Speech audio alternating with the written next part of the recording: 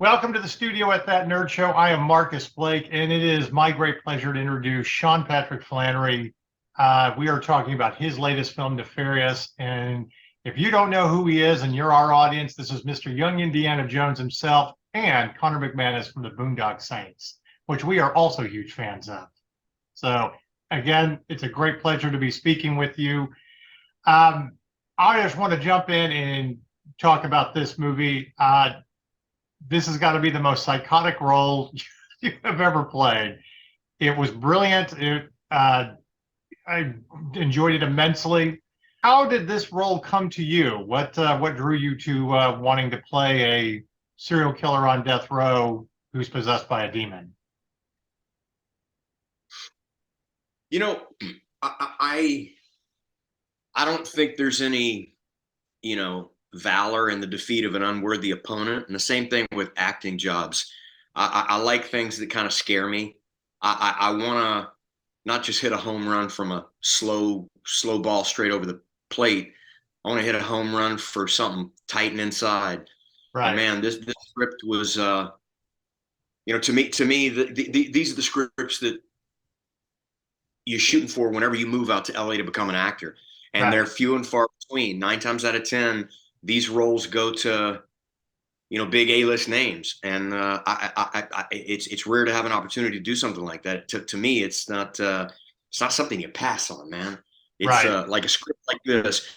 Chuck and Carrie are two of the best writers in Hollywood, bar none. People will put them in a box and say they're very good at this. No, they're very good writers, period. I've been in this industry for 30 years, and they are two of the most creative, well executed, detailed writers with arcs, with fully formed characters that I have ever read. And I worked with them in 2004, and I thought they're amazing then. So when they gave me this script, I was honored that they not only remembered me, but we'd kept in touch through the years, but they Sure. wanted to do a second thing with me. And it floored me. It floored me. Well, you talk about their creativity. I mean, this your character is very there's a lot of ambiguity to it because I even at the end I'm still kind of not sure whether he's just a masterful con artist, whether it was real. You know, you've got a lot of great supernatural elements to it, but you just I don't know if there's any concrete answer to what happened and or to this character and stuff. And I think that's the masterful storytelling that they put into this movie. At least that's what I saw him doing.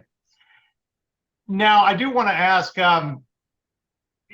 anytime we've ever seen something where, a demon takes possession of something, they're very confident. They're very, there's a certain tone in their voice, but there's a lot of, uh, what's the word I'm looking for? Clicks and just tweaks and nervous ticks and stuff like that that was added to how you played it. That he's not really sure, and that's kind of what I saw from it. Is that something you put in, or is that something that they had written into this character?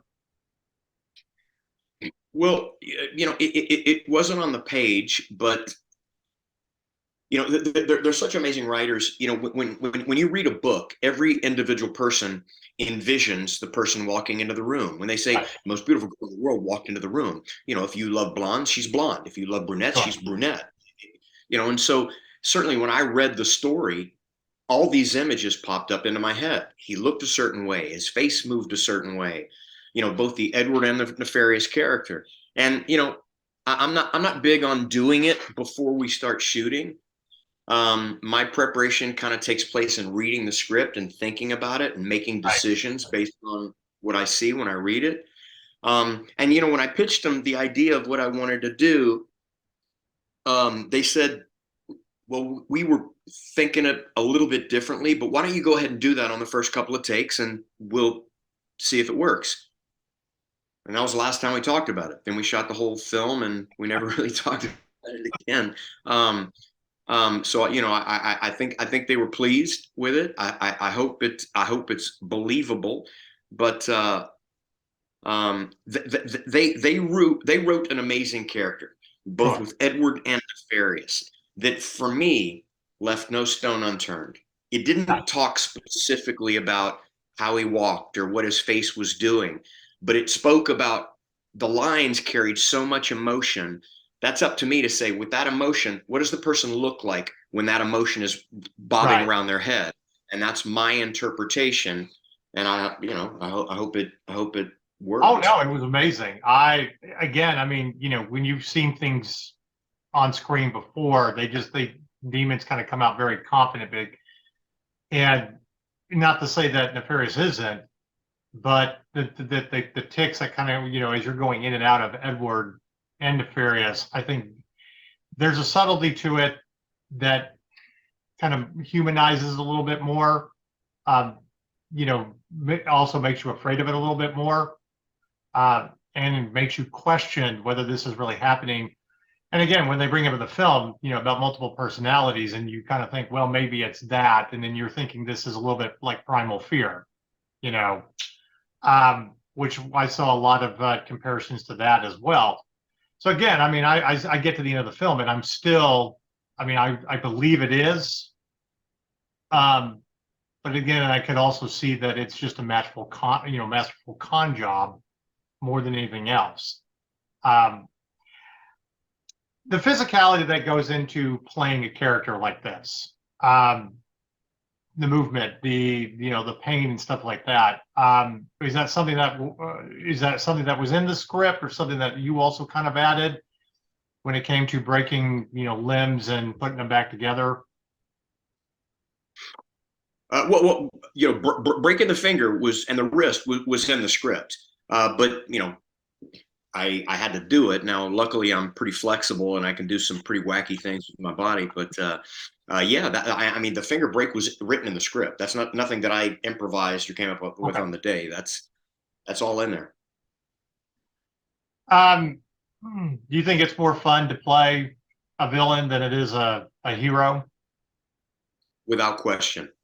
Without question, there's so many more flavorful layers Right. with evil, with debauchery, Yeah. with the nonsense. It's and it's a good escape. I think the window for leading man is quite narrow of what Right. everybody appeals to. But I think, whew, man, the spectrum of wrong goes, a mile north, a mile south, a mile east and west. Like, there's no limit when you're a villain. There really isn't. I mean, Yeah. even Connor and Murphy McManus are two of the greatest anti-heroes, and that's what they are. But they still have their strict moral code that they're bound by. So there's that Yes. limitation. And this, you can just fly off the page, do anything. Um, so the dialogue itself, there's a rhythm and there's a speed to it. He's throwing out so many facts and uh, his knowledge base, Nefarious and everything. Um, how, as an actor, how do you grapple with that? I mean, it's because there's a lot to remember and a lot. Is that just come through rehearsal? Going over it over and over, or is there a trick? And that's one of those questions I've asked for actors who will see this and look at that as an example of, I want to be able to play that character. So anyway, how is your preparation into being able to handle that, the rhythm of that dialogue? For me, I think the lowest level of success for an actor, the lowest bar is knowing your lines. Yeah. Now, whether or not you deliver them and it's believable, that's artistic and that's subjective. What's not subjective is you have to know your lines. And if a director says say it faster, you have to know them so well that you can say it faster. Now I didn't get that direction. I just felt like this information is so on the tip of his tongue. He doesn't have to articulate, formulate, and he doesn't have to process. He doesn't have to go into the recesses of his brain to find this information. Right. It's already there. That was a decision that I made. So yeah, it took place in my hotel room, memorizing the lines. I mean, I think our first day we shot 17 pages. Jordan and I, who I thought did a beyond spectacular job playing the attorney, we didn't rehearse it at all. We never really read our lines, and we just shot the first 17-page scene on day one, and then they moved the camera. I think we did it one take, and they moved the camera. But Jordan, the same thing. He showed up. He knew exactly what he wanted to do. Whatever his preparation is, he already made the decisions, and we shot it. And I'm very grateful for that. But the memorization, that's something that anybody can do. Does it take time? Yes. Is it a pain in the butt? Absolutely it is. But anybody can memorize their lines. And with a film, even though I'm saying 17 pages and it seems like a lot, anybody that's done theater knows 17 pages ain't a lot.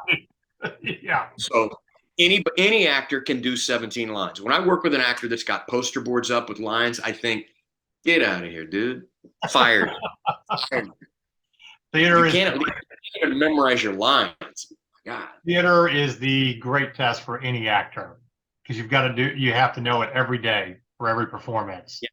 And Yep. There aren't any second or third takes. That's why all the best actors, I think, kind of come from theater. They have that training. How much improvisation did you throw into some of the dialogue, or is it all straight from the script? I got to say, in almost 99% of my films, it's almost all improvisation. Not this. That's no joke. Not this. This thing was so perfectly crafted. I think I changed two tiny little bits that probably numerically equate to less than 2% of 1%. Almost to the syllable, I did this character as it's written. Right. Well, with you saying that there's a lot of improvisation in other films, I have so many questions about the Boondock Saints now, but that's for another time. One of the things that's a little bit of ambiguity about this film is it treads, it's a moral film, yes, but it isn't a preachy film about, converting from an atheist to, a Christian or whatever. It's just kind of opening your eyes. Do you feel like this is kind of a Christian film, or do you just feel like this is more of a supernatural that makes you ask the question that there's stuff out there that you can't answer and keep an open mind? Well, I think there's religion in absolutely everything. Now, it's possible to shout so loudly that people can't hear what you're saying. And a lot of faith-based Christian films, they do just that. This doesn't do it. Does it bring to light some ethical, moral issues? Absolutely it does.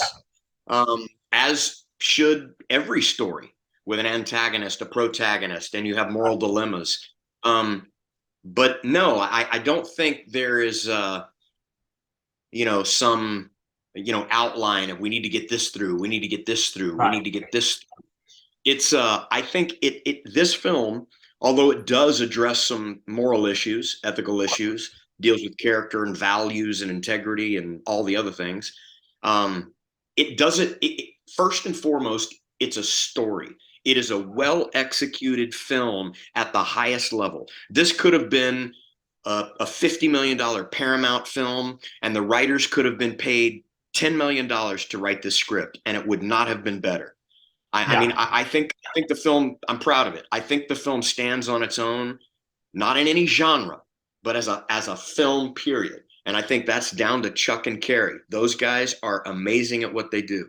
Yeah. See, I love films that I'm always surprised by. Like, you kind of read the description, you're expecting one thing, and then it's completely the opposite. By the time I got to the end of it, I'm a huge X-Files fan, and I was seeing, wow, I could literally see Agent Mulder and Scully questioning all of this. Was he real or whatever? Like it's an episode of the X-Files, and the morality of it, and the atheist versus the person who grew up Catholic. But again, there's that morality at the center of the story. So, all right.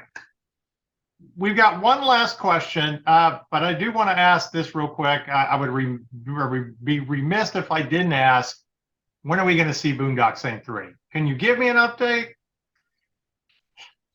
Well, my last 4 phone calls have been about Boondock Saints 3. All right.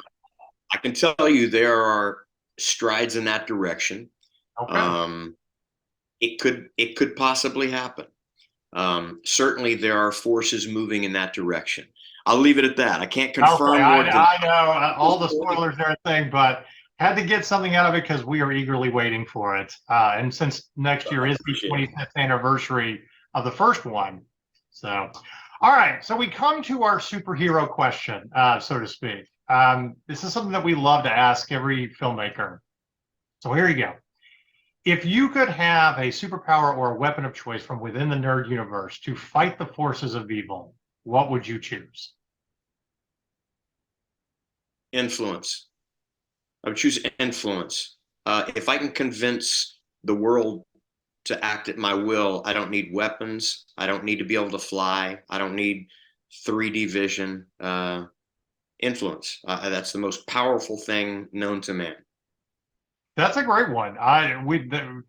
We don't get that one very often, but even just tapping on someone's shoulder and being able to influence them, all the things that you can get done, especially as a filmmaker.